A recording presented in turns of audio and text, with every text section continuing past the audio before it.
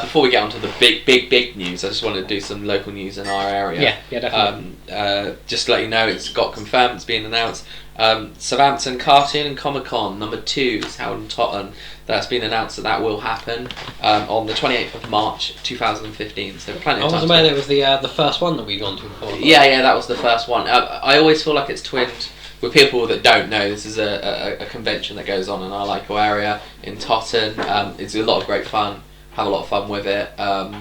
Loads of comics to collect. And like my collections, they get some good vendors going on. Mm-hmm. DEF CON is their one that they usually do, which is more of a science fiction one. Yeah, it's more of a science fiction one. Is DEF CON. Which they do. We've just been recently, isn't it? So it's about September time, isn't it? Yeah.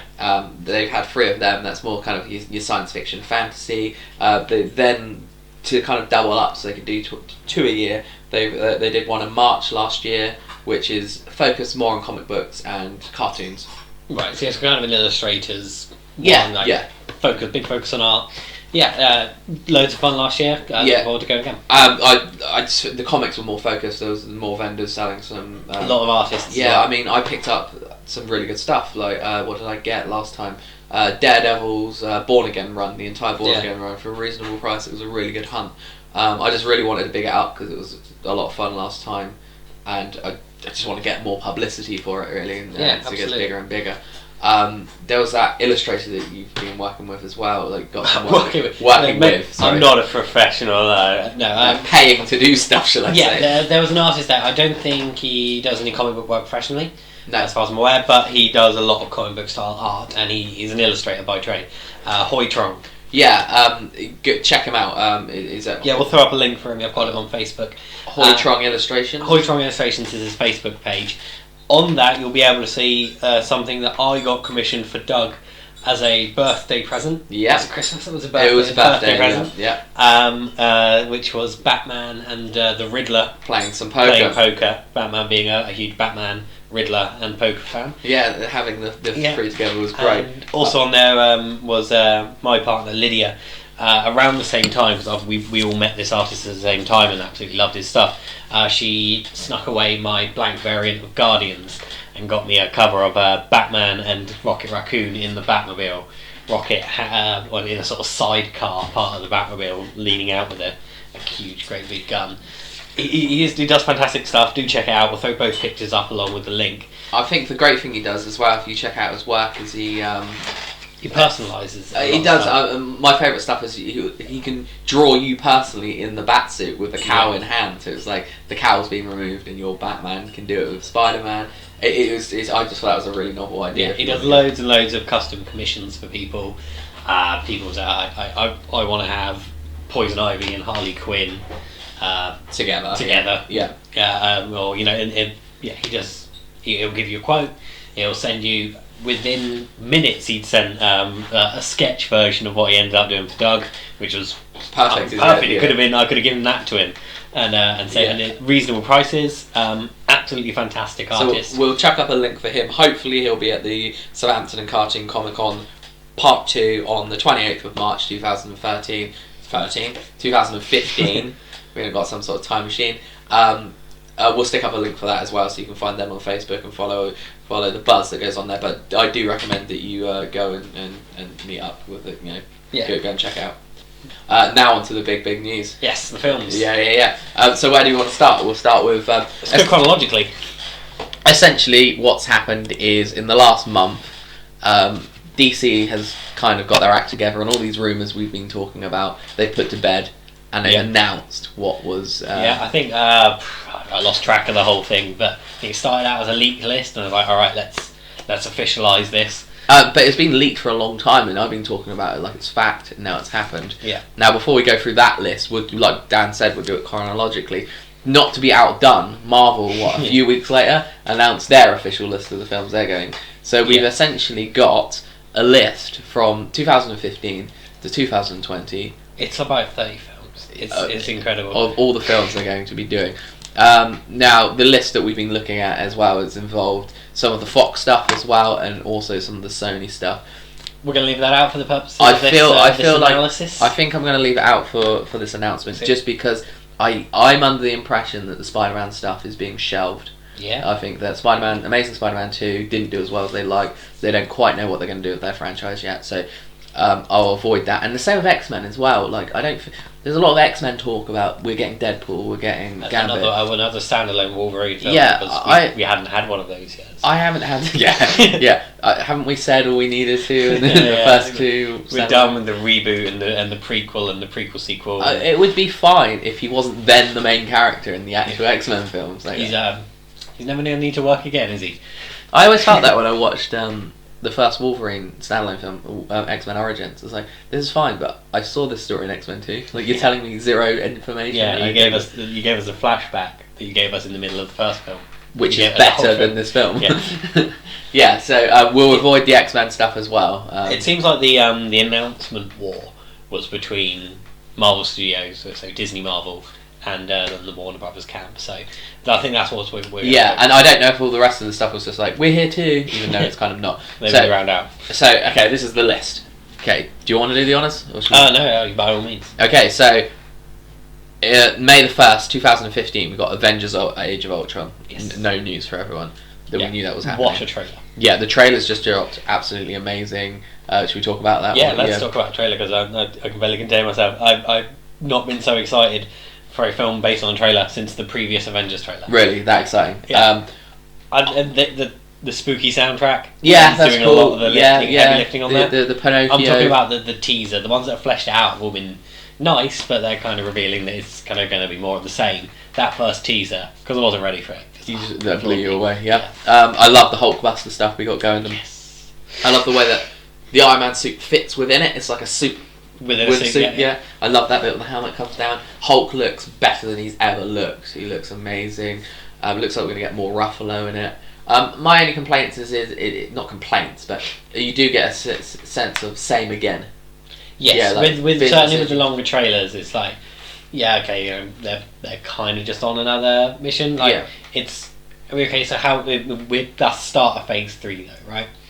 End of phase 2. Yeah. End of phase 2, start of phase 3. Yeah. Okay, yeah. It's kind of allowed to be. Yeah, I think it's allowed to be kind of business as usual. I mean, Avengers was such a big superhero team up film with quite a lot of prep and work up to it. Yeah, they're allowed to just do a bit more of the same, and I'm perfectly happy with that. I do feel eventually it will feel like it has a middle child syndrome. Yeah. In the fact that, not saying that Ultron isn't a badass character, it is. It's going to set up it's going to set up a branch of other Marvel films regarding where the Captain America character goes, etc., etc. In the same way that like Avengers did, it sets up a certain thing. But I do feel like our natural progression for the Avengers to fight is Thanos, and I feel like it's just treading water, this film. Yeah. And that's kind of my impression of the trailer. I'm not saying it's going to be outstanding, but that's long as it doesn't feel like it's the second coming. It just feels like it's very, very, very good from the trailer. Okay, back to the list. Then we've got July 17th, 2015, Ant-Man. We've known about this for a while. Yeah, as you were saying just before we started recording, that film's being forgotten about. Yeah. Before we've had a proper trailer. I think wisely so. I think this is the hardest comic book film there has been for a while to get made, with Edgar Wright with his writing. If people don't know, this film was announced probably as their third film. This was made back way with Iron Man. It was pitched as, we'll get Edgar Wright, the guy from Shaun of the Dead, to write and direct it, and it'll be more of a light-hearted version.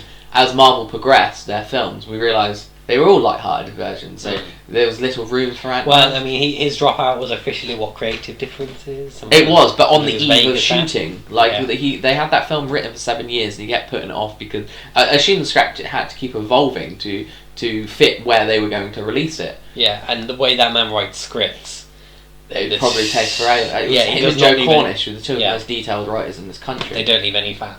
No. It's not like it's easily changed. So they've been slaving away for this for years and years and years, and then on the eve of shooting, creative differences on the script. Decided had enough. So, and they've rewritten the script, and the cast. I'm less excited for this film now than I was when it was going to be that dream team of him and Paul Rudd. Actually, really genius piece of casting.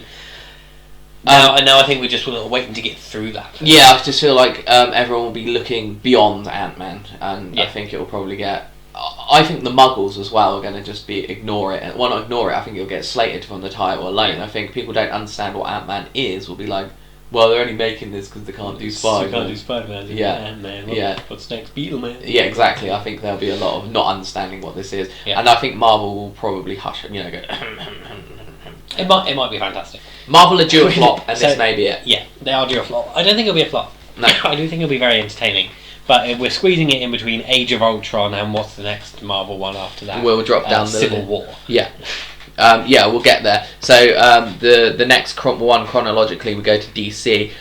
They start kicking off in 2016 with March 25th, 2016, Batman vs Superman: Dawn of Justice. Not much to talk about there because we knew that this film was going to happen for a long time. Do we want to touch on the teaser trailer that was leaked from Comic-Con? I don't know if we've talked about that on the podcast before. We haven't. No, we'll go through that teaser trailer. I got very giddy when I got that teaser. Yeah. Essentially, it was that scene from The Dark Knight Returns that we all love with the Klieg light that he kicks up into the air. Yeah. Well, that bit doesn't happen in The Dark Knight Returns, but essentially you have. It's a brilliant.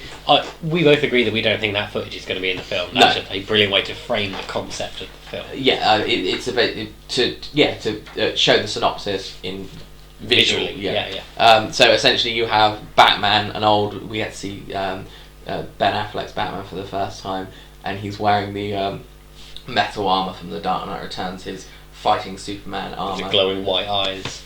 He's up on top of the Gotham. A building in Gotham. It's the Gotham police station because it's got the Klieg light on it. Yeah. And he turns on the bat symbol, and it's raining, and it shines up in the sky, and we see this big fat bat. We get to see the big fat bat from the Miller bat. The Miller bat, yeah, and it's there, and it's raining, and it's a thundering and lightning hits the sky. So it lights the sky so much that the light has no effect anymore. So the light essentially goes out.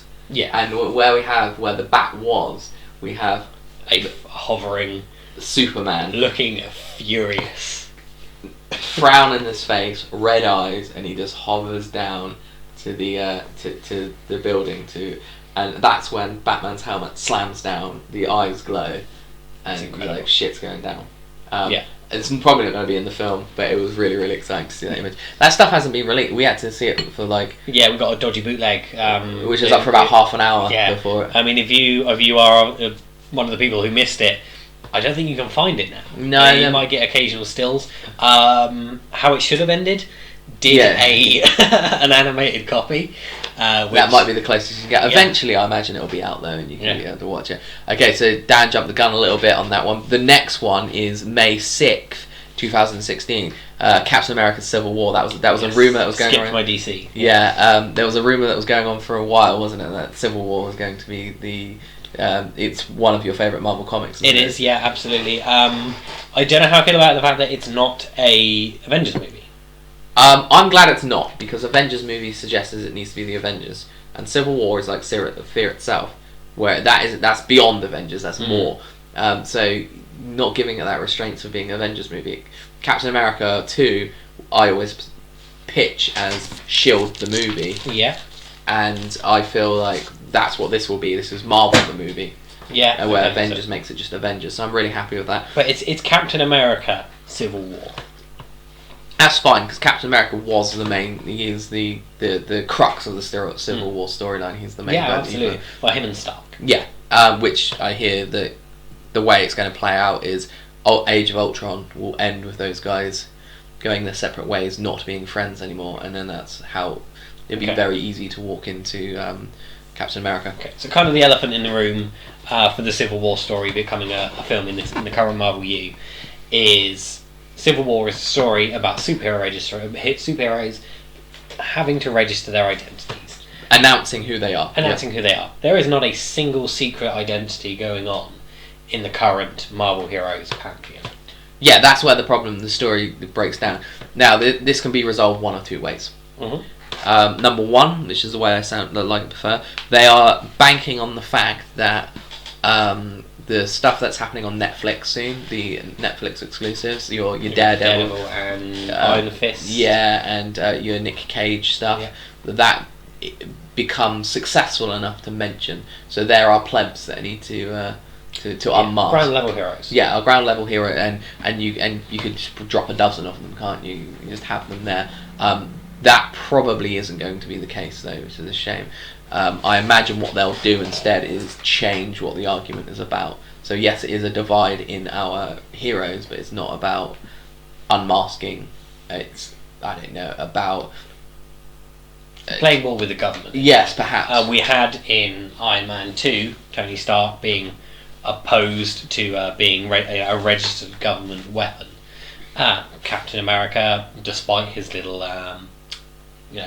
run-in with S.H.I.E.L.D., who were a government agency, it tends to be more on the side of the government officially.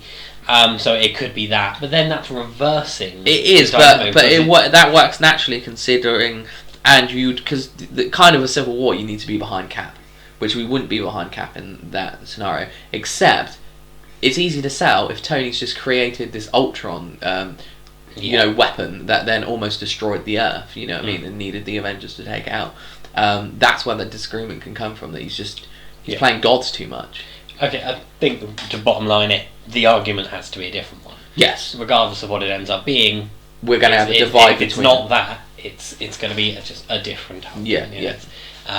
We're going to divide our heroes, and we're going to have them fight each other. Yeah. Which is going to be awesome. I cannot wait. I'm really, really excited about that. People are kind of coining it Avengers 2.5, which I'm all for. Yeah. I'm more excited about than I am most of the films on this list. Yeah. I'm very close to that story. Yeah. I probably care a little bit more than I should about how it's adapted. So you're precious on the wise and that. Yeah, a little bit. Will they bring in the Punisher, for instance? This is the interesting one. This is going off topic a little bit, but there is this rumor that isn't going away, and as we've just found out this month because we're reading this list, rumors that what don't go away in fact end up being true. Not always, but more so recently. This one is a little bit far-fetched, but like I said, it's coming from more than one source, and that's the idea that Sony has shit themselves over the Spider-Man franchise. They don't know what to do. They don't know how to make money out of it. They've tried a couple of times and they're panicking. So the rumor that's coming out is they actually are going to continue with their Sinister Six storyline, have a soft reboot is what they're calling it. So we can introduce a new Spider-Man, but not without making it Spider-Man heavy. We'll use our villains because that'll be interesting. There's this idea as we're going to go into in Sinister Six featuring Spider. Essentially that. Then what they're going to do with the Spider-Man character is go and make a deal with Marvel and be like, here's our Spider-Man, you may use him for a pot of gold. Yeah. That would be a great character to use in Civil War. Particularly as he's so integral for me to the Civil War story. Absolutely. Read the story. At one point, one camp or another gets to get Spider-Man on side, who had been kind of neutral up until that point, and it's massive. Yeah, like something happens. We got him. Yeah, it utterly changes the course of how that story is evolving, and this is just geeking out, and almost definitely won't happen. Even though I just gave that spiel about rumors coming true. If they could somehow get Spider-Man into the that'd be incredible, because he has a costume in that Civil War story as well. He's only in it briefly in the story, but he kind of has a Stark Tech costume, spider suit. I love. It's awesome. And not even that, just the scene where he... do we want to say? No, read it. We won't spoil it. Yeah, read Civil War. Do your homework. Yeah. Next up on the list, going over to DC, this was almost one of the most surprising ones on the list, is August the 5th, 2016, The Suicide Squad. Now, I understand doing these type of films when you're Marvel and you're scraping the barrel and we've got to do Guardians of the Galaxy, but you're DC, you've got your A-listers. Like, why are we watching a Suicide Squad before we've seen a Wonder Woman film? I'm not too... Okay, Amanda Waller. Yeah. Puts together a team. Yeah. Largely even in the comics, like, not headliners. No, it's not. But this is where this one gets interesting, because the ones that they've cast, the director. Sorry, I can't remember the dude's name. He's just done that Fury film. Everyone's quite excited about. Yeah, I've seen that soon. He then got the script and went, okay, this is fine, but we're going to have to add the A-listers of the Suicide Squad, which are the D-list versions in the DCU. So the three that he's then added in, which is always known for me as the Suicide Squad main three, you can have the other three. It's mainly a group of six, but the three that you need is which they are now putting in the script, which weren't in there originally. Captain Boomerang, Deadshot, and Harlequin. Yeah. So we will be getting those three in this film, which is quite exciting. That's really, really good. Yeah, I mean, it raises the question of... How can you have a Harlequin film without a Joker? Yeah. There we go. Are we going to have a Joker potentially prior to that? I've mentioned this to a couple of people and they kind of like squinted and kind of turned their nose up at me. They've just done a Suicide Squad film, animated. It came out this year, which deals with these characters. And they obviously it has to be a complete story. It's set in the Arkham game universe. What they have going on there is they've got to break into Arkham and get something out of Arkham, and that's how they kind of set up the Joker for Harlequin. So he's always there in the background, and then you do finally get to meet him. So you kind of do it as she is the girlfriend of the craziest man you've ever met, blah blah blah, and set up like that, and then eventually as a PS you get to meet the Joker. I mean, it's not that I don't feel she is a capable standalone character. She's an extremely interesting character. Obviously got her own run and stuff like that. But she is a product of the Joker. Yeah. I mean, more so than like, I mean, you could talk about like, Nightwing having his own story or something like that. You can kind of do it because they have their own origin to their own identity and origin to extent. But she is a symptom of the Joker. It's his. And that's why I think you have to be delicate of that. Like you got to do it as like she's the daughter of the devil, and then may or may not then meet the devil. So you may already have him as this sort of distant legend. Yeah, and kind of set him up that way. There is ways around that. But my cautionary tale of that is we once saw a Catwoman film about Batman. And we know how that turned out. So you got to be careful when it comes to. That's a sigh and a half. Okay, we're moving on. The sigh is like that hurt. Still focusing in 2016, November 4th, 2016. We've been hinting at this a while. It's been confirmed. Doctor Strange. Yeah, Doctor Strange film. We were talking about this before we recorded again. We don't know whether this casting has been confirmed. I'm sure it will have been one way or another by the time we throw this out. So maybe we'll cut something in just to clarify. Benedict Cumberbatch. Cumberbatch playing it absolutely great. Are you happy? Yes, immensely. It's just look at the guy's recent track record. Yeah. Khan, Smog. Yeah, Sherlock. Yeah, okay. He is playing some absolutely and he was characters. Your number one. Like I know we've been talking about this cast. Well, actually, initially my number one was Johnny Depp. Yeah. Until I heard that Cumberbatch was on the cards. And then you were like, ooh, that's better. The one that I was really... Joaquin Phoenix, when that name was thrown out, I was like, ooh, yeah, I can do a Joaquin Phoenix in there. He can eat some scenery. Just to put this in perspective, Doctor Strange, for what Marvel Studios have left, is pretty high profile, isn't it? This is a good one. This isn't some raccoon in a tree. This is where Doctor Strange is the next line of defense. Really, like a logical place to go.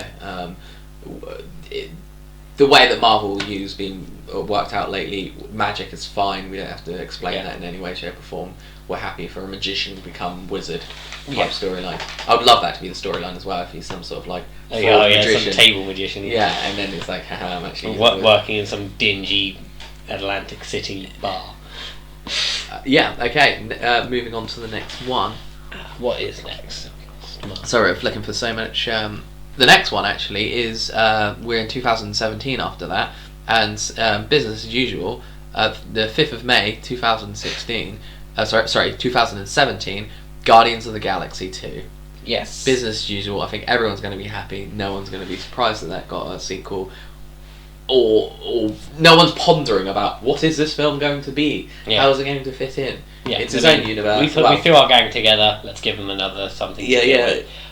Possibly a bit more Thanos. Yeah, Quill and Carbonite maybe by the end of the film. It was very Star Wars. I don't mean that in a bad way. It was our the next generation Star Wars. I can't remember whether I'm on record in the podcast as to my theory about Quill's dad. No. I might well be. Like I've said again, just to get another recorded version if needs be. I reckon his dad is Asgardian. You reckon so? And I think that is a brilliant way to link the kind of two Marvel universes we have at the moment. Yeah, I mean, together. Not to say that they are two separate. I don't want to confuse the listeners. No, they are obviously the same universe. They've just as Thanos yet and his verse. Yeah, they just those characters have not met those characters, but they have met characters. That character has met that character. There is a weird chain where you can improve. Well, via Thanos. Yeah. But yeah, there's not really much to say. Gang back together. The thing that I'm most excited about Guardians of the Galaxy 2 more than anything is that new soundtrack. Like, yeah, we get to hit disc 2. Yeah, we get to hit tape 2. It's tape 2. We get to see what's on that tape that he's been carrying around in the first one, and we've already had 2 tracks. Absolutely love them. Can't wait to find out what's on the rest of that soundtrack. Okay, moving on. The next month, literally the next month, June the 23rd, 2017. Motherfucking Wonder Woman. It's been a while. It's been about it's been a long time coming. I think I may have said at some point that will never happen. I mean, she'll be brought in as a character potentially in other films, but a standalone Wonder Woman movie is just proved too difficult for too many people. Can you understand the difficulties? Yeah, absolutely. Yeah, the mythology of it is weird. It's weird. I understand they're reinventing it a little bit, which is fine. It's going to piss some people off. These things always do. But for me, one of the difficulties of it is she is a hyper feminist character right down to her origin. That her world is a world that was, hate men. Hate men. Hercules showed up, enslaved them all, and so it's difficult to do that character without her being a ball-busting pain in the ass. Bitch. Yeah. Okay. Can you pronounce the name of the actress that will be playing it? Gal Gadot. Yeah, that's what I'm going with. Gal Gadot. Okay. Yeah. Fine choice. I'm absolutely happy with that. Yeah. I don't know. I know it was even in the production stills they've released, still a little bit scrawny. Yeah.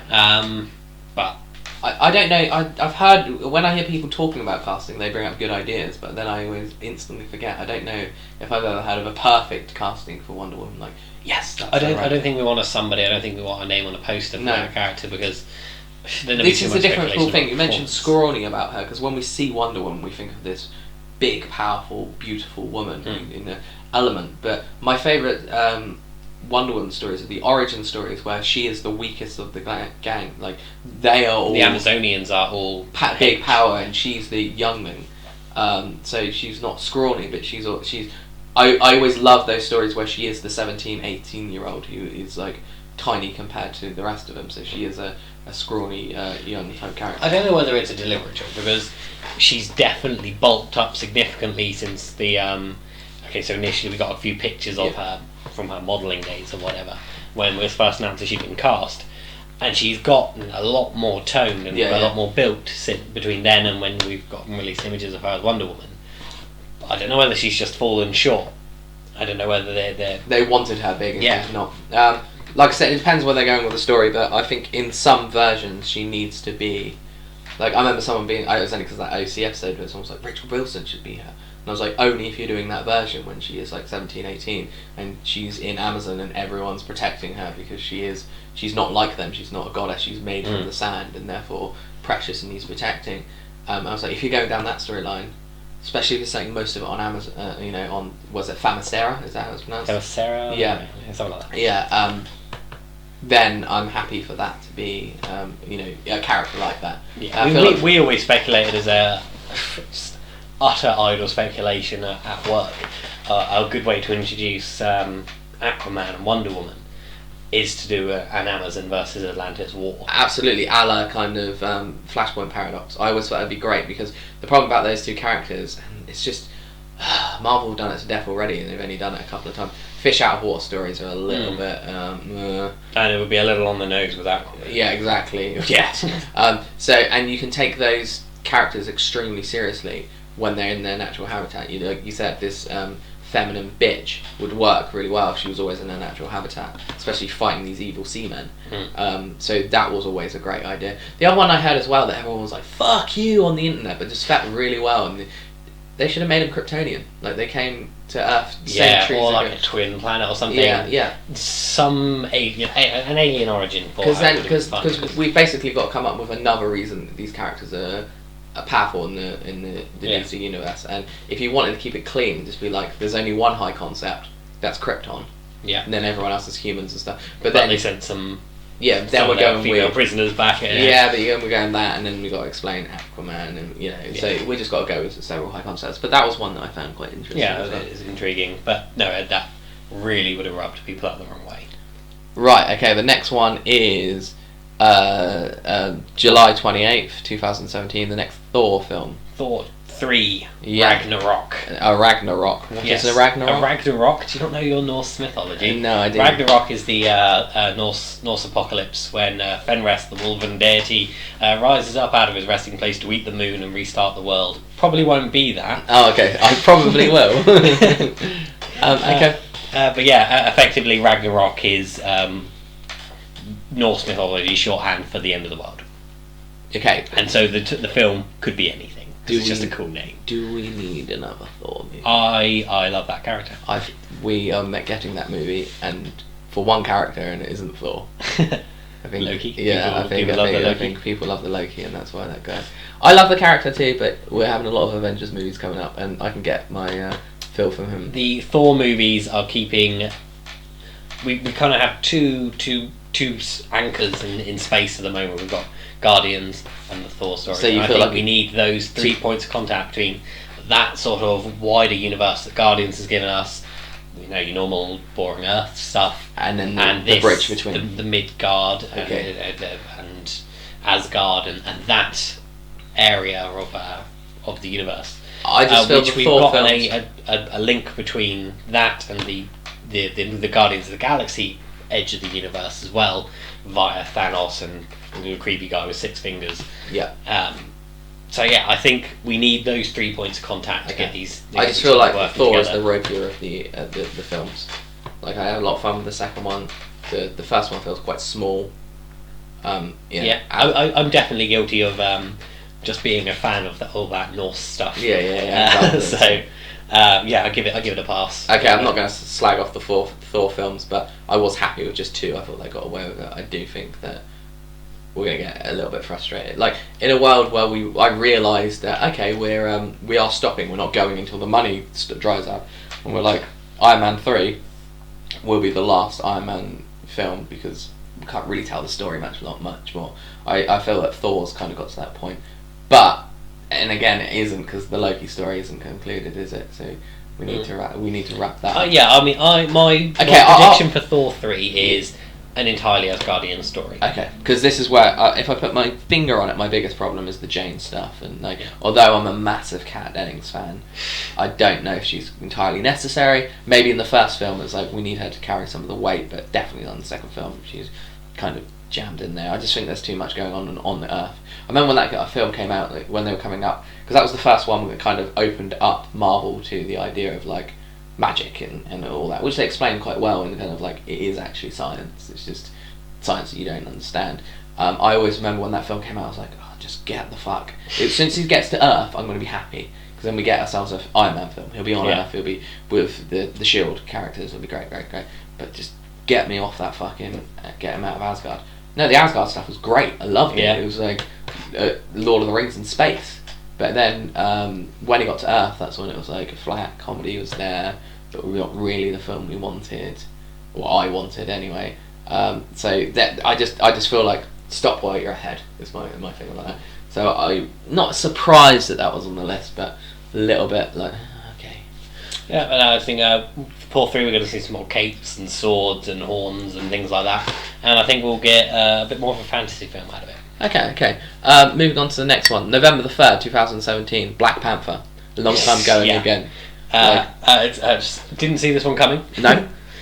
Well, I knew it was. They always not threatened it, but it was always one that on their political agenda to make sure this film got made, and it was always there to be made, and they've eventually just gone, yeah, we're going to do it. I think from what I hear, not a lot of news about it so far. I think they got a cast member lined up. Yeah, he has been cast. I'm not too sure who it is. It is someone, I wish I could remember his name. He's been in stuff. I feel bad that we're not doing him justice.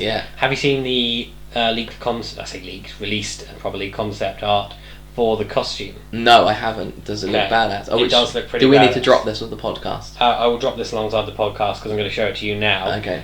What it's got that I kind of like is... Okay, so he's always been a completely enclosed head character. Yeah. But rather than doing it quite like that, they kind of left it open mouthed but covered it with like a mesh. I'm going to show it to you now. Oh, okay.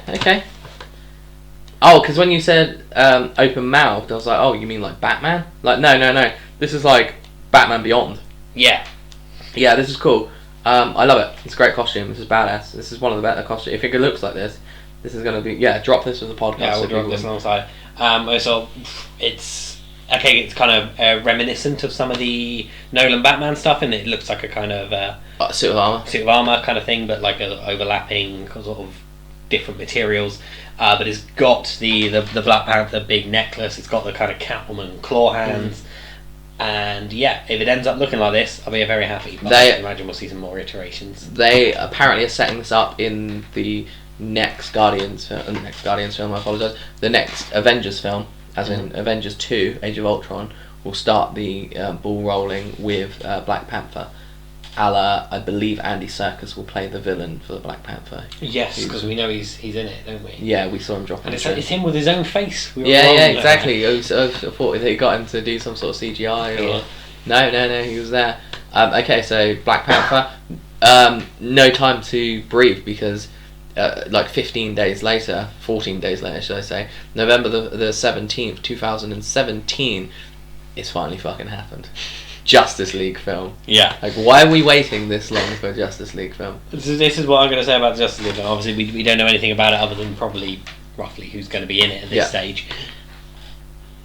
We're already getting a Justice League movie by the sound of things. I would have been a lot more excited by this news if Batman and Superman were the only ones in Dawn of Justice. But, I mean, if listeners don't know, we know that although it's called Batman vs Superman, Dawn of Justice, we are going to see an Aquaman in that film. Yeah, we're getting Wonder Woman and Aquaman. I don't know how briefly, so we might be going out of that film really excited about the Justice League because we didn't get our fill or our taste.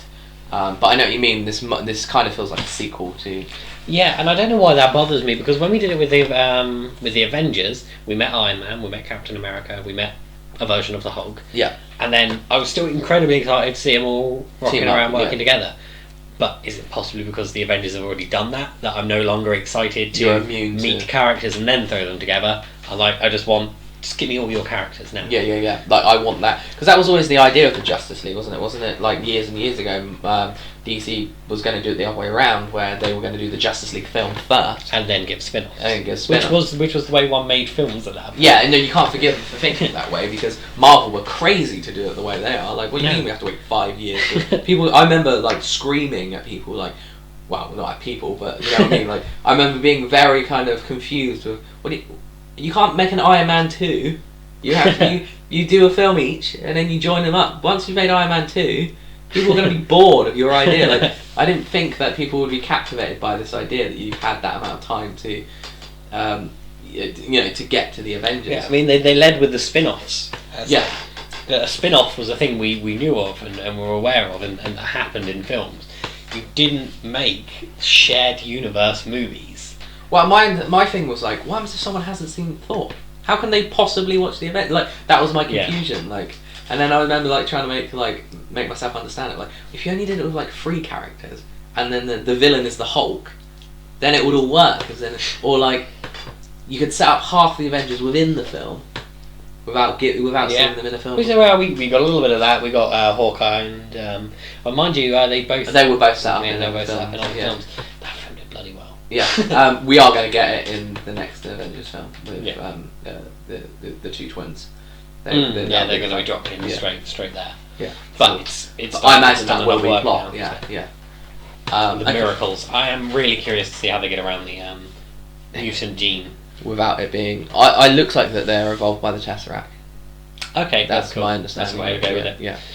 Cool. So they're not mutants. Okay. So we've already didn't say much about the Justice League there, did we? I think it's self-explanatory. Like, as excited as we are about Wonder Woman, and it's just a sequel to the Wonder Woman / Batman Superman film. Okay, so I was going to say briefly, things I'm curious. Want to see in that film a Watchtower.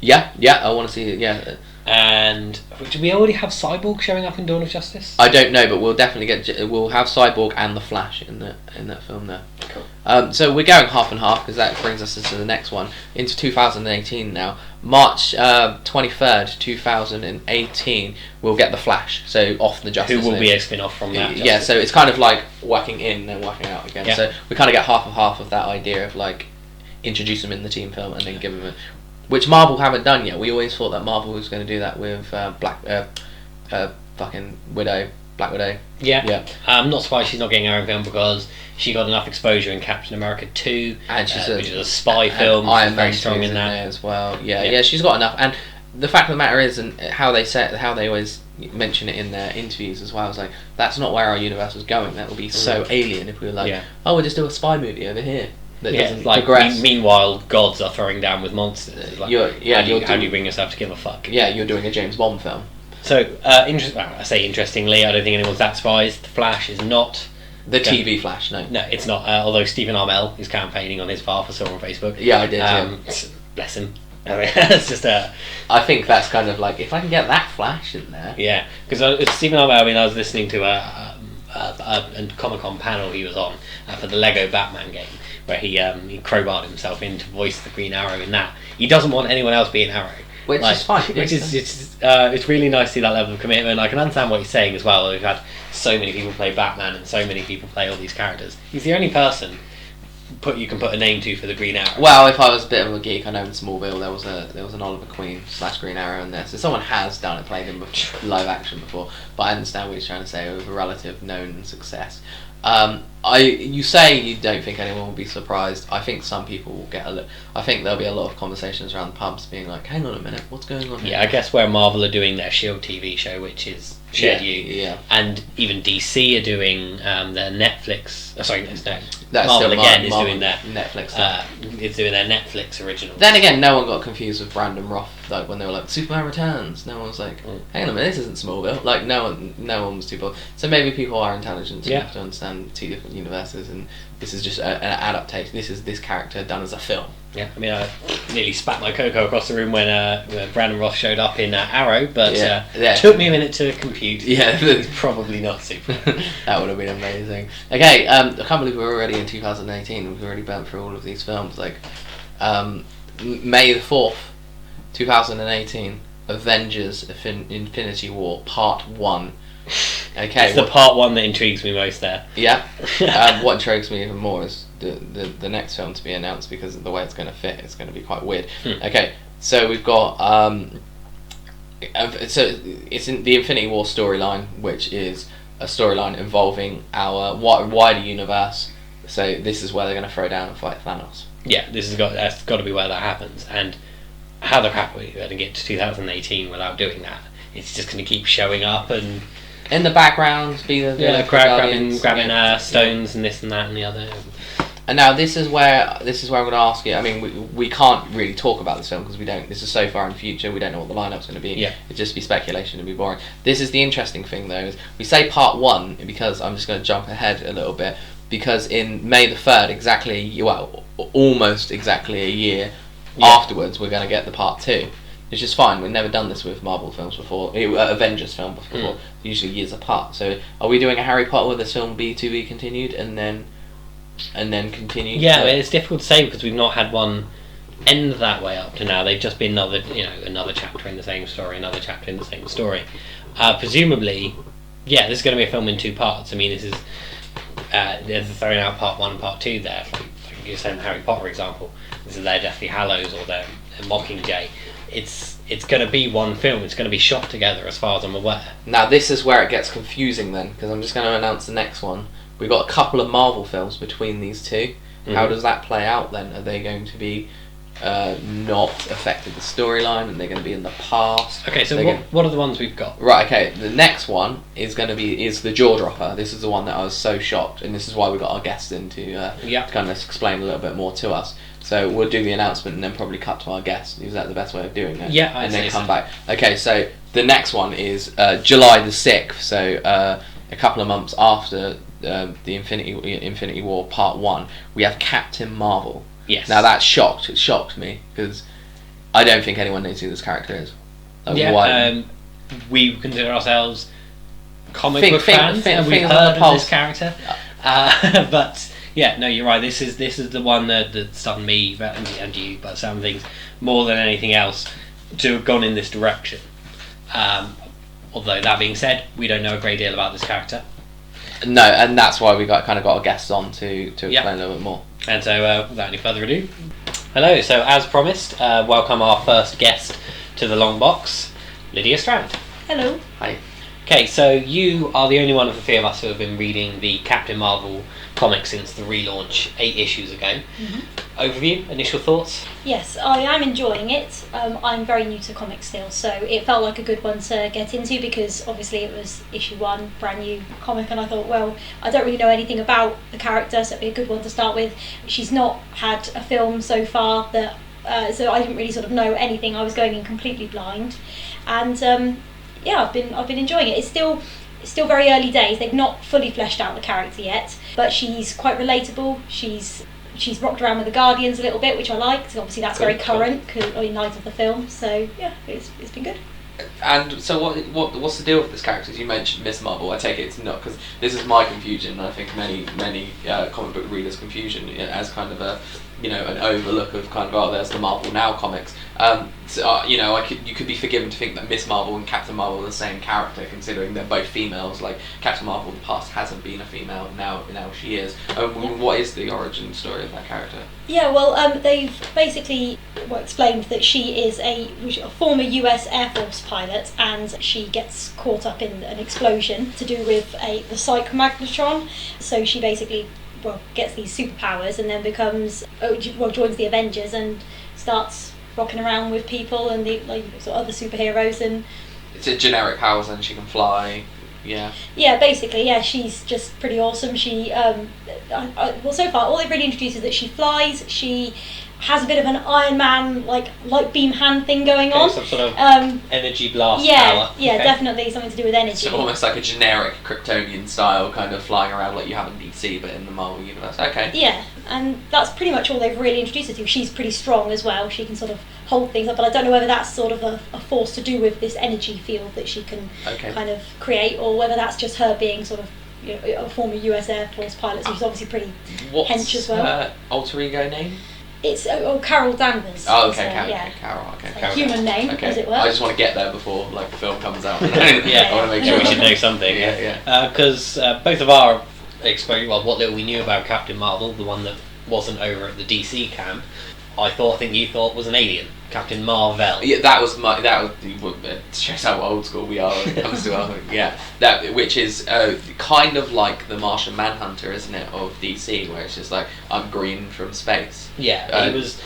I don't know the politics and history of it well enough to be sure, but from what I was aware, they just needed to have a character called Captain Marvel to stop Shazam being called Captain Marvel.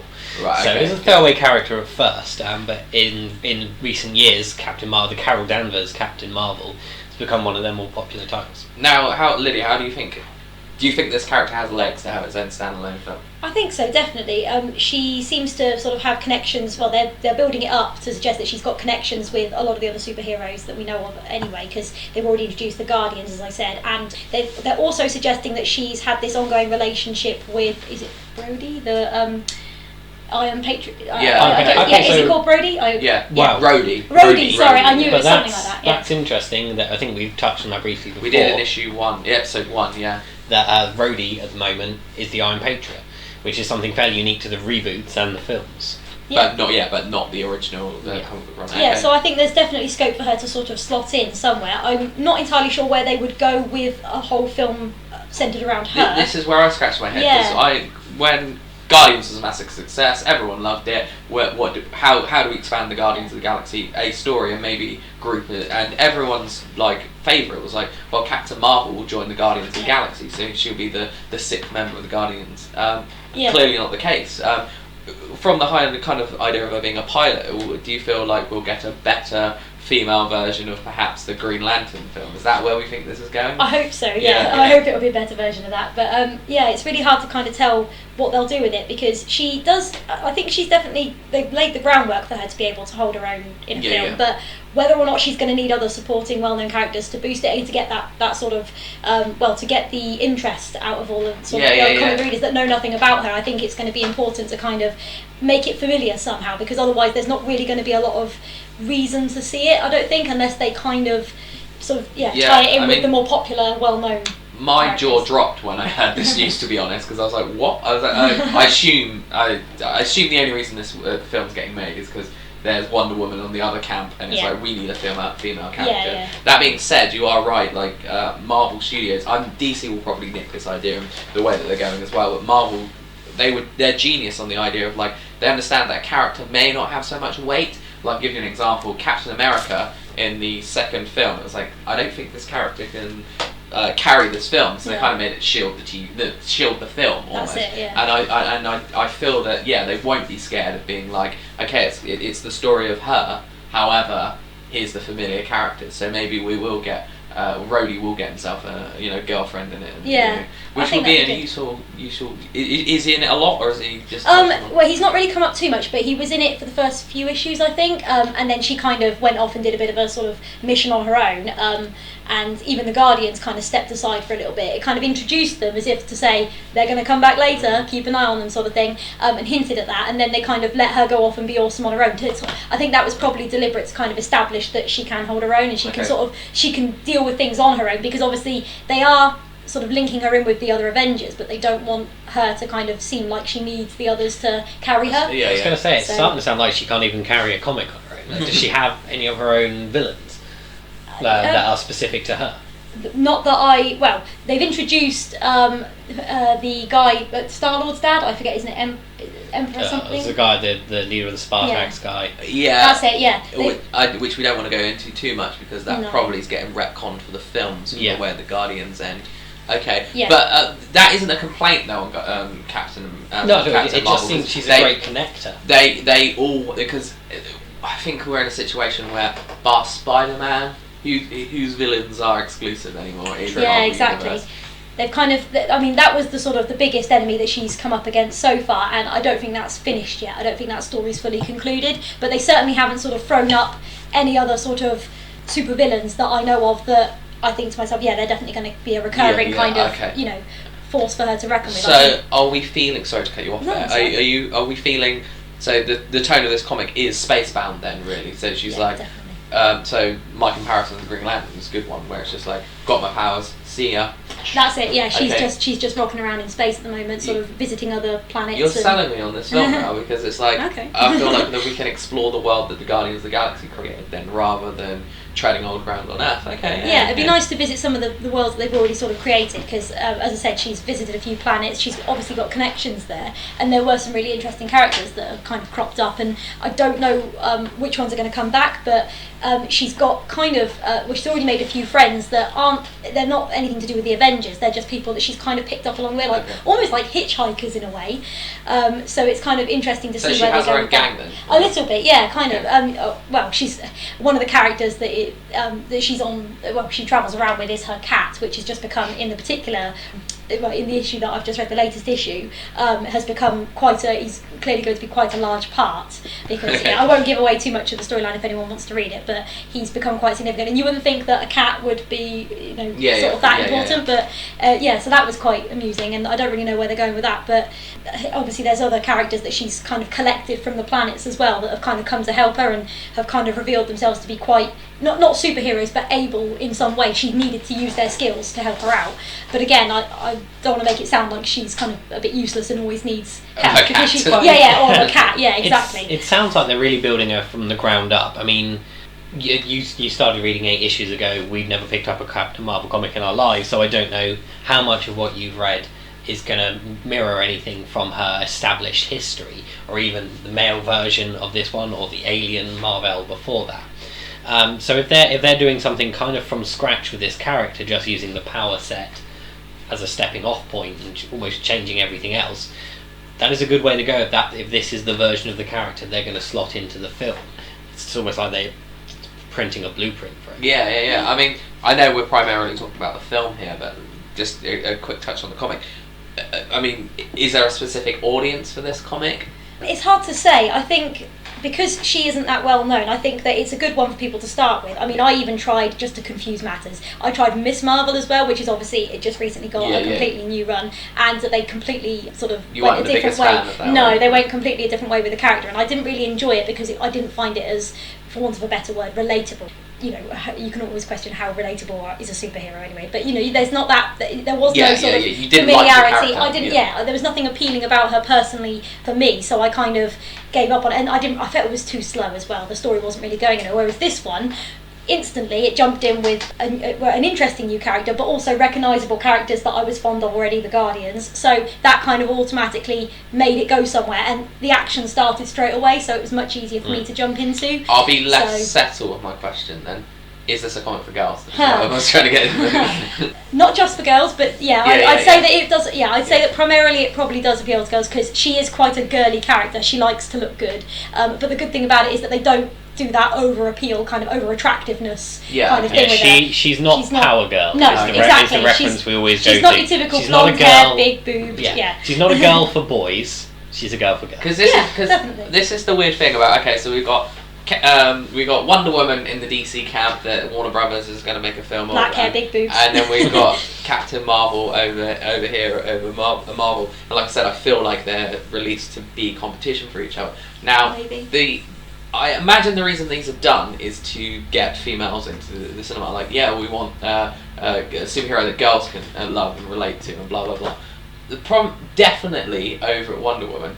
The only people in that queue are guys. Like it's just, like I don't know if this is going to work. So because I think that is still going to be a male film. Like Tomb Raider, only guys went to see Tomb Raider. I think that's going to be the same with Wonder Woman. Yeah, I mean, is that going to be the same with Captain Marvel? I hope not. Yeah, I hope not. I mean, I do think that the female audience will probably appreciate it more just because it is a strong female character and she has a cat. She's a bit of a girly girl, and so there's that kind of appeal of it. But I hope that the guys will find it, sort of interesting enough that they will go and see it, even though they might not know a lot about her. And I hope that they're holding a few of her powers back because, as I said, it's still early days and they've kind of only really shown us that, yes, she's quite strong, but that could just be from her Air Force background. Yeah. So you don't know how much of that is. Okay, so we're not seeing her lift buildings? No, not yet, no.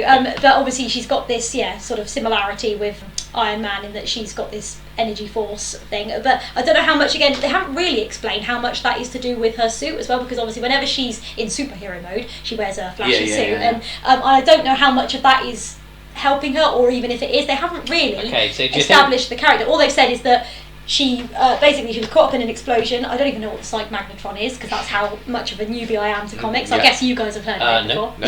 Oh, okay. That just sounds like a generic lab accident. That's what I thought it meant. Exactly. So that could be the same thing as the Hulk was fiddling around with his gamma radiation. It's just a lab accident made a superhero. Yeah, well that's what I mean. Potentially going to be an issue for the films, another bloody lab accident. Yeah. Well, that's what I mean. They haven't even bothered to explain what that is yet, or really go into her backstory, because they've just gone, here's the character, we're going to give you this, introduce you to her, and then we'll go back and, well, I'm hoping they'll go back and tell us, what happened first, and we'll get. Well, again, with the film, I don't know whether it's going to be more of an origin story or whether, again, they're going to just treat her as if she's already well established. Undoubtedly, origin. I was going to say, surely they have to. That's the whole point. Because she's so unknown to most people. So this is going to put you on the spot. This question. Okay. Early thoughts of casting. Is there anyone you'd like to see as Captain Marvel? Trying to think of anyone with blonde hair. I shouldn't do that, but I would go Kristen Bell. Kristen Bell. Kristen Bell. Kristen Bell. She's always the one that I tipped for Harlequin. Every time someone brings up Harlequin, I think she's gotten a little bit too old, and they're going younger with the Suicide Squad film. So you can't. So now she's free, Kristen Bell. I think that would be potentially quite good. I wouldn't object to that, but I don't really know enough about the character to kind of think who would suit her. But as long as it's not a freaking Cameron Diaz or someone like that, I mean, she's probably a bit old anyway now, because I don't know how old you want a fringe character. Exactly. I think Carol Danvers is meant to be, and again, this isn't really well explained yet, but I think you're meant to assume she's sort of in her early 30s, if that. Okay. So she's still relatively young. Rhodey. That makes sense. So he's probably in his early 30s, wouldn't you say? I've always assumed EPR are on or around Stark's age, so...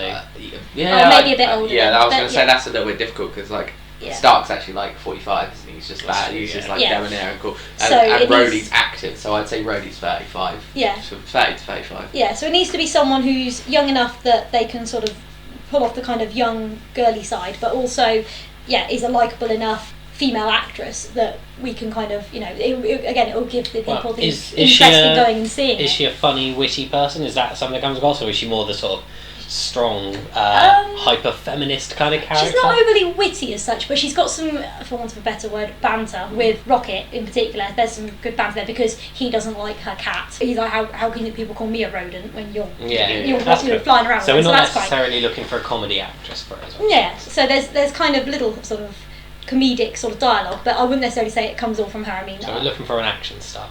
I am being sold on this just because I like the idea of exploring that entire galaxy that has Thanos, because that's our end game, isn't it? To get to Thanos. Yeah. And because we've got one other Guardians film to essentially do that. With a Captain Marvel film, it's genius. Yeah. Like we can go out in space, explore other sectors, and you can solidify that kind of universe. It's a really fun. Yeah, this story could be anything and anywhere. We just set another bloody lab accident happens on Earth. But then from there on, she immediately goes and explores space. Who knows? That's the problem with Thor. It's like I thought that's where we were going to go with that whole kind of exploring the universe. But Thor is kind of a slave to its format, where Thor has to be Earthbound because that's the idea. It's him, from Asgard coming down to Earth. So, and that's always been the idea of the comic. Yeah, it's a sticking point between him and his Asgardian family. Yeah, so it's not like he can be like rocking around in every other planet, because that's not really the concept of that. We'd be going too far off the idea of Thor, where Captain Marvel sounds great. I mean, there's a lot of scope to go to different places with it, like you said, and I was quite surprised to hear that they were already going to be doing a film as well. I know it's not for years, but when's the potential release date? It's like 2017 or something. They've got a while to kind of flesh it out. I mean, it's always, you always hope that they're going to cast a well-known female actress, but someone that isn't just kind of typical kind of rom-com or exactly sort of famous face in that sense, because I wouldn't even mind if she was quite unknown, provided that there was good sort of publicity in order to kind of get people interested in the first place. That's the difference, I think, between the two studios again over at Warner Brothers and Marvel Studios is I know DC have only done one film under their kind of studio banner, but I kind of get the sense from that and the way that they're going forward, it's names on posters. Yeah. That's how we're going to get how these films are. Marvel really don't give a fuck. Like, who the hell's Chris Hemsworth? Like, you know what I mean? It was that idea when that was cast. It was like, put Chris Hemsworth in it. He was in that one scene from Star Trek. Chris Evans, the annoying guy from like Fantastic Four. Human Torch. Yeah, it was always that idea of like it's who's right for the role rather than anything else. I don't think they've ever done. Well, yeah, arguably they relaunched Robert Downey Jr., but he was a name. Oh, Robert Jr. I heard Robert Downey Jr. was really hard. I heard that he was kind of sleeping on sofas at the time of like when Favreau was like, yeah, we want Downey Jr. It's like, you fucking kidding me? He's going to sink this hard. Yeah. Norton was the only one that sounded, poster-esque, and that was the one that fell through. Didn't pan out. No. Yeah. So and then we get Mark Ruffalo, that kooky guy from rom-coms, to be the Hulk. Yeah,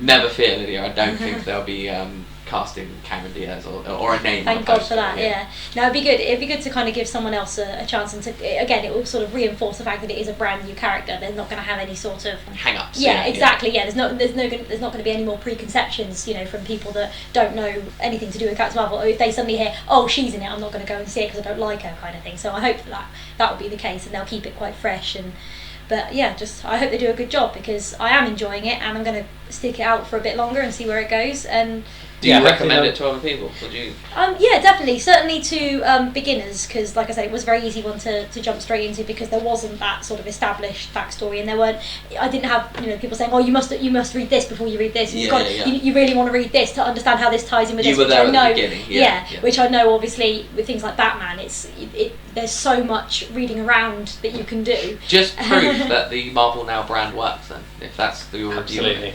Yeah. Hopefully they'll go back and we'll get some more information about the backstory, and if anything big comes up in the comic, be sure to let us know, and we'll have you back on to discuss that in our book club section. Yeah. And as and when more Captain Marvel, you'll be our official Captain Marvel correspondent from you'll be there on the front line. I'll do my best. Exploring nowhere. As and when we get more news to talk about. Excellent. Thank you very much, Lydia. Thanks very much for joining us. No worries. Yeah. Okay. So cool. That was Lydia explaining to us the Captain Marvel.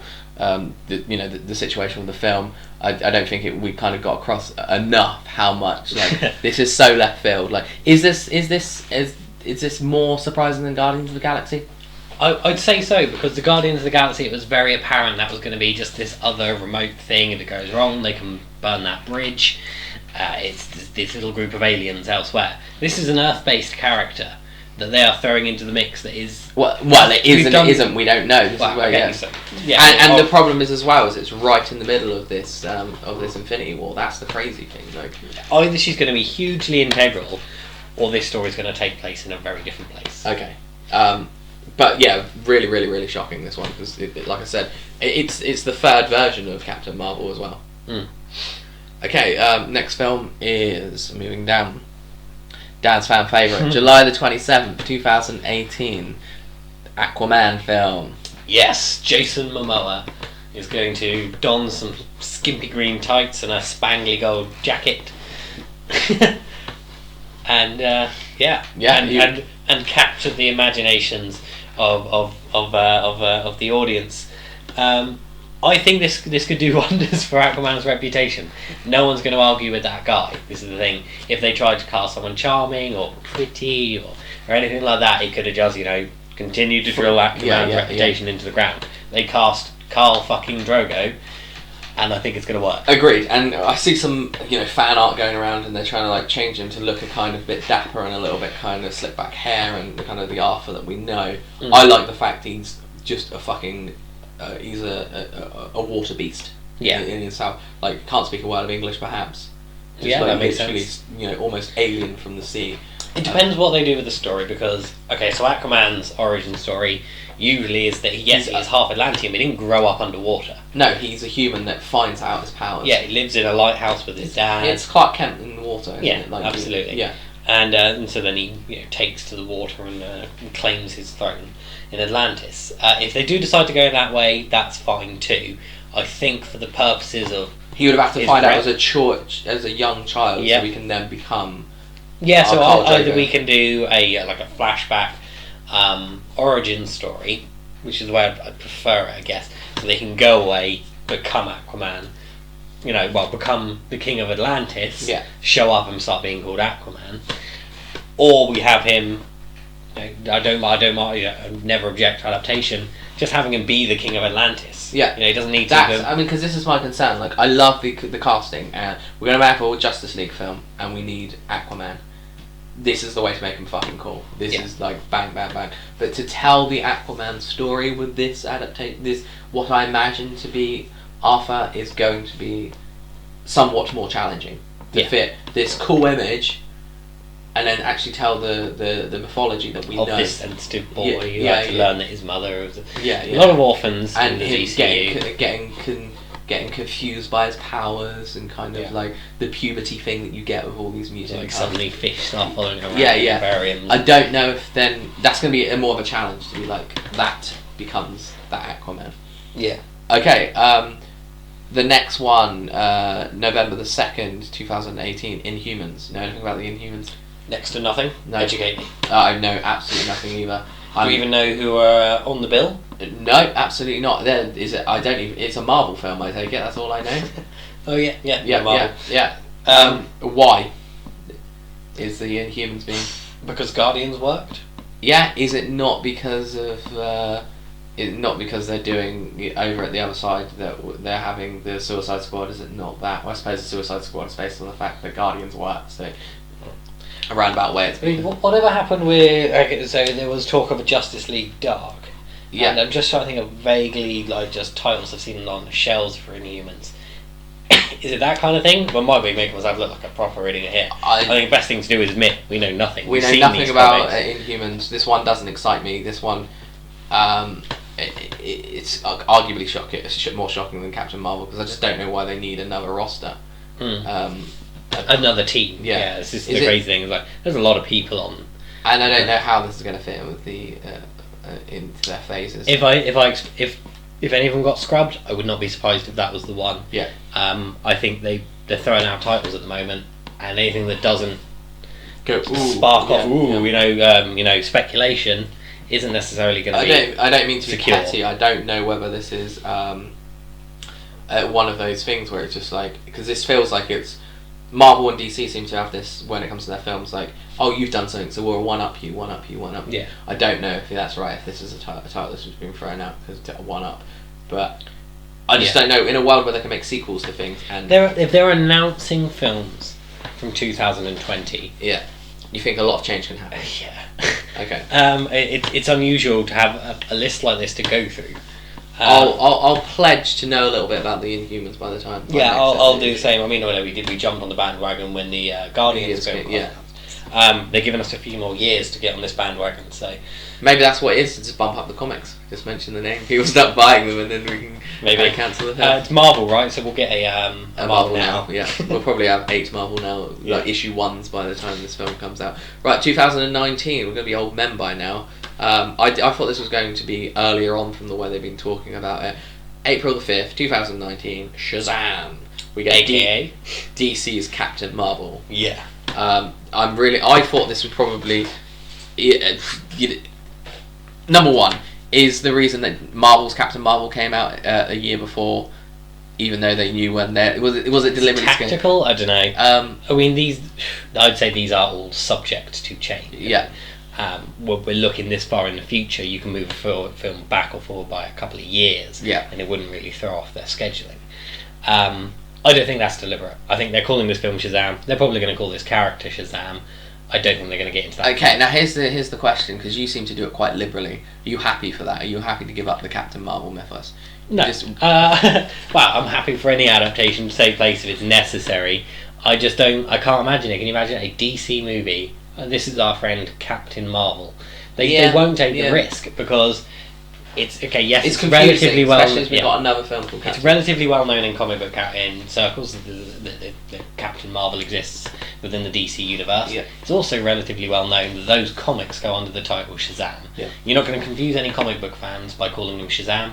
You are going to confuse film muggles. goers, muggles, that by calling him Captain Marvel. Not just that as well, as you can do the thing that that Marvel films have done, where you don't have to mention the character of the name. You just drop it in somewhere. So he has to say the word. No, he has to say Shazam, but he never has to be called Captain Marvel. Yeah, you might call him Captain Marvelous. You never know. Yeah. So it could be just a one name drop. He doesn't need to be posted as Captain Marvel. Yeah. I don't even reckon he'll do that though. I reckon he will be called Shazam. Shazam. Because that is the thing. He will be up in the sky shouting. Yeah. Okay. Alongside the Rock. Now here's the thing. I care less and less about this film now. I know it's not part of Snyder's DCU. This is just a standalone film. So that's all I'm going to say. Like, I was very disappointed when I found out that he isn't going to be a roster in the Justice League. Yeah, I love Billy Batson working. When Billy's with Barry Allen or someone like that, it's really good fun. And it is unusual to leave him out, considering the stuff they've left in. Yeah. Maybe he's a bit too mad. Yeah. Maybe this will be a kids' film. You never know. I mean. Yeah. He meets a wizard. Yeah. I suppose you're right. It might just not fit in there. I mean, it's all about Snyder, and if he doesn't think it fits, it doesn't fit. Okay. Next one is May the 3rd, 2019. Just mentioned it. Avengers: Infinity War Part 2. Nothing we can say about that because we having said it. Don't know what the lineup is. We know who the villain is. Blah, blah. Okay. Moving on to the next one. June 14th, 2019. Again, I mean, this is going to be heavy. This is going to be heavy for the team ups for this year. We're going to have Justice League 2. Yeah. Obviously, can't talk about that either because it's exciting to have it. We can speculate. Well, we can be pretty sure who will be joining the lineup in those two films based on the next two films we're going to be talking about. Now, is the next film that we're going to be talking about, will he be in that? Was he not going to be in the first one? Do we not? I imagine the second. He's been cast, hasn't he? He must be. Yeah. He must be popping up. I would imagine he will be fully joining the team and maybe taking over or creating the Watchtower. So let's not bury the lead. 2020. That's how far we've gone into the future. Yeah, it's 8 years away, for fuck's sake. April the 3rd, 2020. We get a Cyborg movie. DC are releasing their Cyborg movie. What's interesting about this year, which I imagine will change, is we've only got these two films released. I imagine that Marvel will then drop some more films and sequels in there, because this year's pretty sparse. So sorry, onto the Cyborg movie. What do you think? First thing I think is that it's 6 years in the future. Sorry, but So I can't let that go. Yeah. Okay, Cyborg movie. We've done robots enough times to know that this can work. Yeah. Particularly within this world. I mean, by this point we'll have had lots of characters established for him to be rocking around with. So we're not telling his origin story in this film, we're pretty sure, because we know he'll have popped up already. Yeah. But we get to tell a RoboCop story of some description, possibly some kind of Skynet type story, perhaps with him networking himself. And so if the character doesn't have legs, we can drop in. Yeah, I mean, I think there's no harm giving him his own film. I can't say I've ever picked up a Cyborg comic. Don't even know whether he's got his own run. Do you know? This is the joke I was going to make. I find it very interesting that there's a Cyborg movie when there's never ever been a Cyborg comic book. Right. He's always been heading up the Teen Titans, joined the Justice League. Never ever has there been a Cyborg comic book. So for him to hold his own movie is very interesting. Yeah, it is definitely a dubious one. Particularly, I mean, there's lots of other characters to support him, but then why give him his own film? It's going to be. They must have plans. They must have plans. He must be doing something big and interesting in those other films. Now, the next one is potentially great. Yeah. But when you say this name, people are going to go. I'm going to bury the lead on this one. Did they take enough of a break? This is a difficult thing. Can you remember the year? No. Okay. So just to let people know what we're talking about, June 2009. Sorry. June 2020, so the 19th of June, we have the Green Lantern reboot. It's going to be in Snyder's DCU. Yes. This is potentially... Green Lantern is potentially the greatest character of all time in the DCU. Yeah. So much mythology, so much corp. Stands out bright and bold in the Darkest Night. Blackest Night run, sorry. Less so in the Brightest Day, which comes afterwards. But essentially named after him. This is a difficult question that you just asked, a double-edged sword about have they left enough time. To be honest, I can't remember when the first film came out. It was, I'd say, 2009? Was it? I'd later than that, because we knew each other when it came out. No, we didn't. No, we didn't. It was just before. I remember it was fresh in your mind. You were still going to therapy about it, but... okay. A little bit of a side note, my experience with the Green Lantern movie.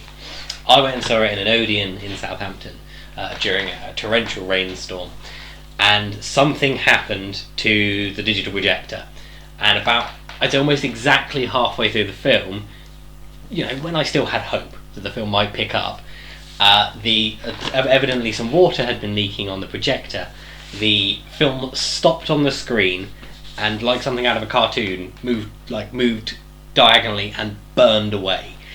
Just during some bullshit scene. I think it was the racetrack scene where he made a skeleton. Could have been any of them. Could have been any of those fucking scenes. And so then they gave us the option of a refund, or we could go in to the 3D showing that was starting in a couple minutes' time and watch it from the beginning again, because it was quite an empty screening. And so we did that. And so I saw the first half of that film twice in a fucking row. And it's not a good film, Doug. And the second half, no better.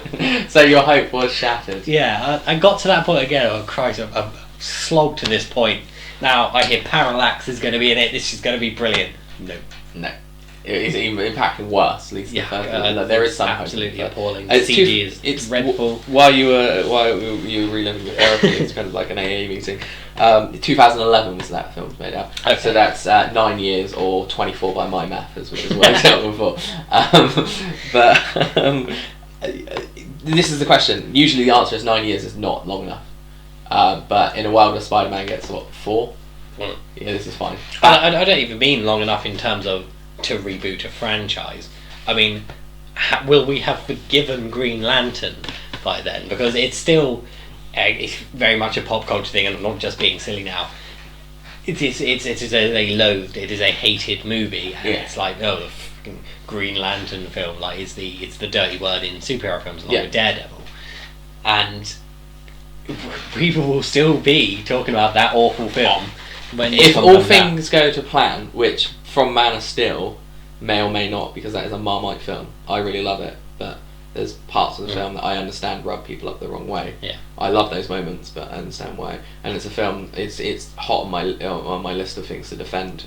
For the last couple of years, I'm really passionate about the things that film does right. But if all things go to plan, the Justice League films will be so like yes that you would want Green Lantern to be a part of it. Mm-hmm. And love it or hate it, people know what Green Lantern is, and I assume they know it has a place there. Yeah. So hopefully done well, and I don't know if it is like the weird situation is another Loeb film. It's an interesting side note that probably 3 of the worst films ever made are based on DC comics, like Catwoman, Batman and Robin, and the Green Lantern. Another interesting side note is that 3 of the worst comic book movies ever made starred Ryan Reynolds. Yeah, that is true, isn't it? We've got Blade Trinity, which is a comic book film, even if they went a little bit off the rails with it. We've got Green Lantern. Wolverine Origin. Wolverine Origin, yeah. Okay, so not starring on that one, but the Deadpool he gives us in that film is not his fault. Not his fault. And I will say in his defence, it's never been his fault. But yeah, that guy seems to attract awful movies. But Batman and Robin didn't no one was like all Batman and Robin did for being bad is it meant that Warner Brothers were happy to give it to that kid from England can direct an earnest kind of lowish budget film. We'll give it to him, and just regenerated this fantastic franchise. But no one was like, I remember when that film came out and being like, I don't care because Batman's stupid, because of what I grew up with the Batman and Robin films. And oh right, okay. So when Batman Begins came out, you were just like, you were not in a place to expect. No, it was just like, okay, someone wants to have another stab at it. Good for him. It once was good. You can have a go at it. And I was really in my comic book mode of like Marvel all the way, and like people need to have powers, and Batman doesn't have powers.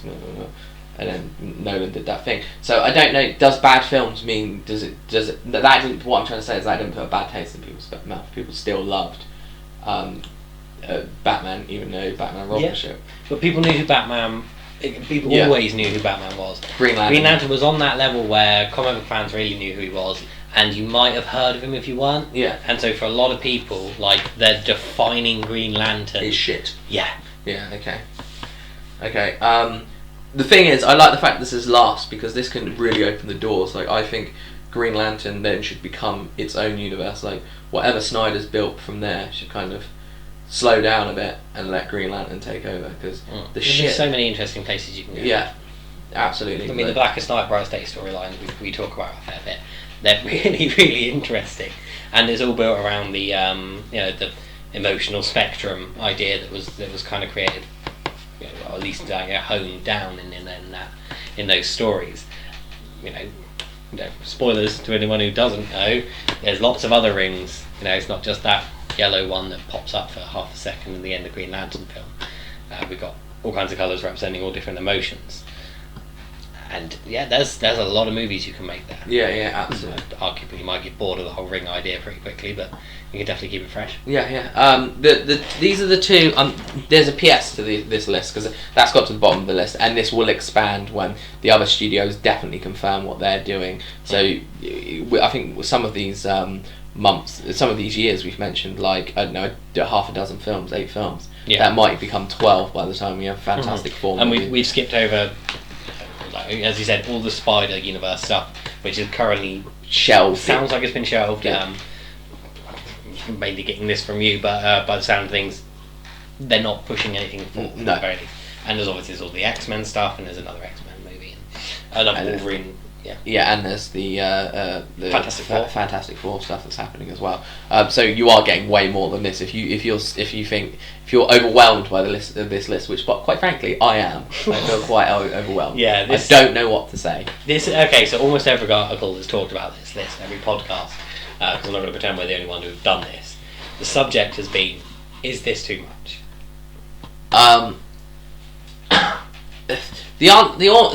The answer is actually no, in reality, because what is happening is it's not like these films are being made as well as every blockbuster.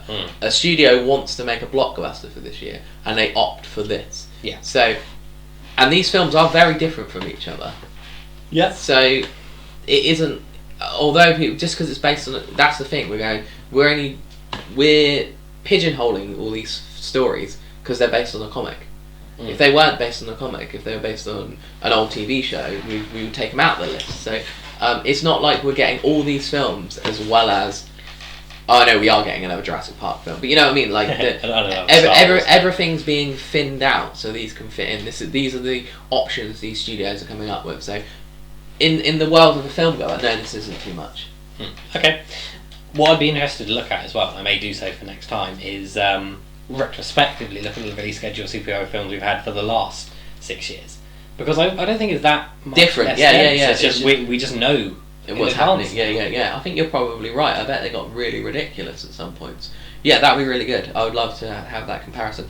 There's 2 unlisted films that are on here, which are the 2 that I'm most excited about, which are a new Batman solo film starring Ben Affleck. Yep. And a sequel to Man of Steel. Yep. Which are the 2 that they don't know. Speak for themselves. Yeah, they don't know when that's going to fit in, and so they could be after 2020, or they could be during, if they need to do plot things. I don't know why these aren't announced. I'm a little bit concerned that they'll get forgotten about, or like the bubble will burst and these films get forgotten about. I think those are the focus of the moment is on the team up stuff and the new characters. And now, are you still because now I've done the list, I'm less excited about these because I know I'm getting a lot of Batman and Superman. We're getting 3 films in that list between now and 2020, which will have Superman and Batman in. So, should I still be excited about these films? Yeah, Batman standalone film is always going to have a different tone. Superman less so. I guess it's still because I feel like the Justice League film will be Superman and friends. Yeah. I assume he's going to fight Darkseid. Yeah. He's going to fight Doomsday. Yeah. It's going to be Brainiac presumably in a Superman standalone. Lex Luthor. Yeah. I mean, there are things that can happen. I mean, the Batman one's really exciting because we're pretty sure about the Robin we're going to be getting in this film. Yeah. I don't know the actress's name. We're going with a female Robin, the one from Dark Knight Returns. We're having Carey Kelly. Apparently, this isn't confirmed, but we're pretty sure. Yeah. She's the girl from Sucker Punch, and she was in the second Hunger Games film.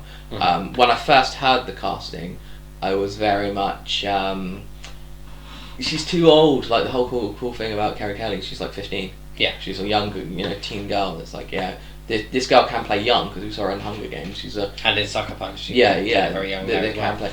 But then it realised that they're not making the Dark Knight Returns. It keeps feeling like they are with the stuff they're showing us. So she can be 21, 22. It's fine. Like this could be years later from her. Yeah, I guess it's just a panic reaction because last time we got an older Robin. Yeah, it went terrible. He's older than Val Kilmer. Yeah. So, that was older than Alfred. Yeah. So that was my panic. But no, I'm really happy with. I'm happy we're going to go with female Robin. The more nods we can get, because yes, we know they are not doing the Dark Knight Returns, but thank Christ they are setting it in the world of the Dark Knight. Well, that's the thing as well. It's like it is an older Batman, so there's only certain things you can do and still stay true to the fans. So you got to stay with that older, like what happened to the older Batman. Well, female Robin, and a Nightwing.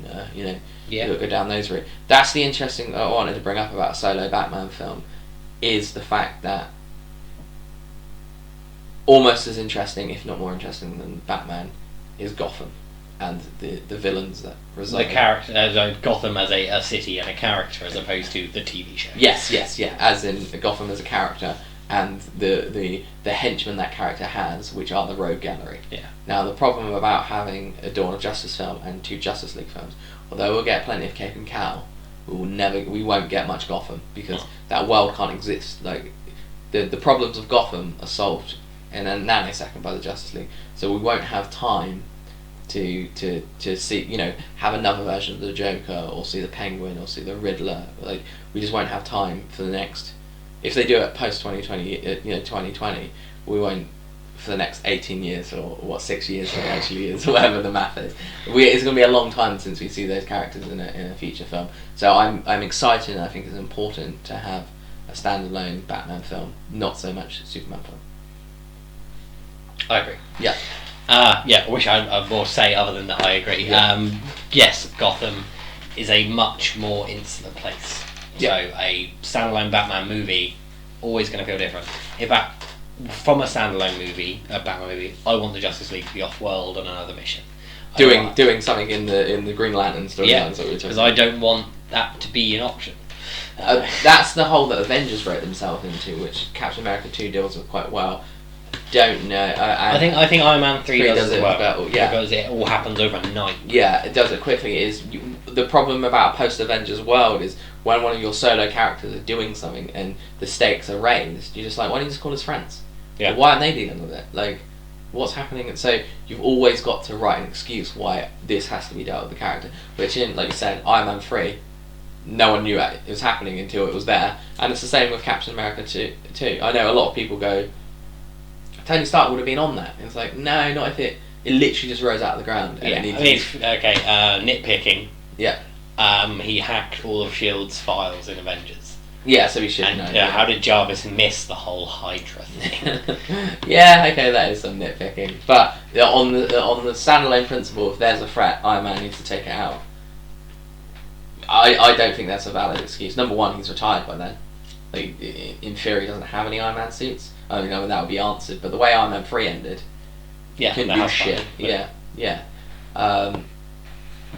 But that's going to be even harder than Justice League. You need to get them all off world. Yeah, but you can. Yeah, I mean, do you though? Because like, let's take the Daredevil stuff. Like, no one's gonna watch the Daredevil TV show and be like, why isn't someone taking out fucking the Kingpin? And it's because it's so small time. It's not. As long as you don't do a Dark Knight Rises storyline, the Justice League won't help out off of them. Like, if you're doing a normal Joker storyline where he's kind of killing gangsters and kidnapping Rachel and you know, that type of thing. Superman is way too busy. Yeah, exactly. So as long as you either keep the story small or you get rid of the Justice League somehow.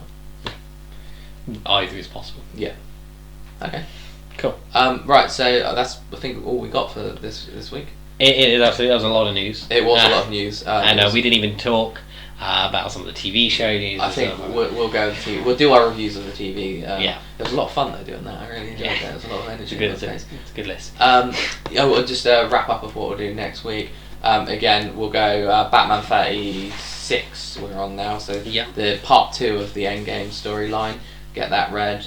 You can read Guardians of the Galaxy because I am vetoing that from now on. Fair enough. I might talk about Punisher. I'm kind of just waiting for something to happen in that before I get into it. And I'm waiting for the full Batman 66 one to be complete so I can talk about it all together. I will also keep you guys filled up with the Spider-Verse stuff. I'll go into the comic book store, find what the next link to that is.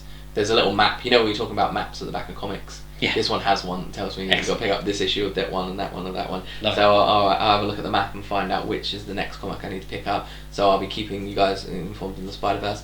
And the special book that I'll do is I'm going to do the double just because one needs to work with the other. I'm going to do The Long Halloween by Jeff Loeb and his sequel follow-up, which needs to be done at the same time in my opinion, Dark Victory. There's some great stuff in the Dark Victory, but it needs to be with not read Dark Victory, and I'm still working on The Long Halloween. So that's going to be an educational experience. Okay, so I'll get that one done as well. What was the homework we set each other? Retrospect on that list. Retrospective version of that list, which I'm sure will contain 10 more movies by the time we sit down. And the Inhumans. Okay, so I've been Doug Hawkins. Dan Simpson. Read more comics.